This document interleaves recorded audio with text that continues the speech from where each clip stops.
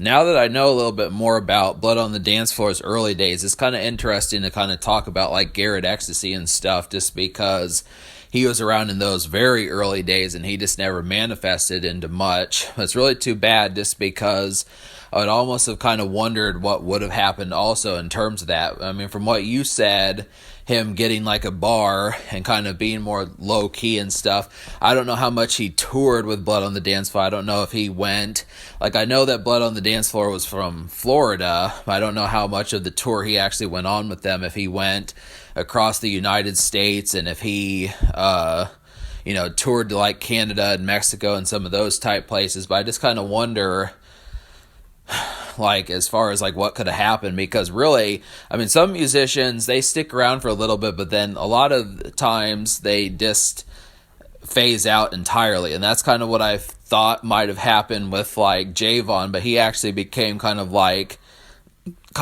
a e-celebrity type that just kind of does more of like the reality TV and like the more gossip type stuff. But I would have to say with Garrett, it seems like maybe he just went for like a blue collar type of lifestyle. I mean, that's pretty good to own a bar, kind of be like a pseudo DJ type stuff, filling drinks for attractive women. That's probably how he picked up enough women with that sort of vibe. But yeah, I mean, at least being in Blood on the Dance Floor, you've got like an accurate sense of what like the social vibes kind of want. I mean, you could almost become a DJ and still have a pretty active nightlife. So despite that, Garrett Ecstasy wasn't in a music group anymore, he still probably had a pretty good life for himself across the past few years, I'd say. Yeah, you're right about that stuff. It's interesting talking about Garrett, especially after you've delved into BOTDF for some time. It definitely is interesting. He definitely seems like he went for more of a blue-collar job, and now he has his own bar, and now that's what he's up to these days. It seems like he still has kind of the lifestyle somewhat that BOTDF kind of represented in their music in some ways, so that's cool. If I ever have the money and power one day, I'll try to meet him and interview him, because that would be, things like that need to happen, you know. There's situations like JB interviews, Rush Rapper interviews, interviewing Garrett Ecstasy to get his side of the story.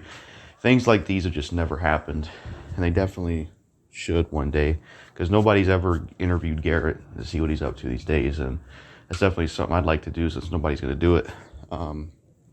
Maybe he's just been hard to get a hold of, I don't know.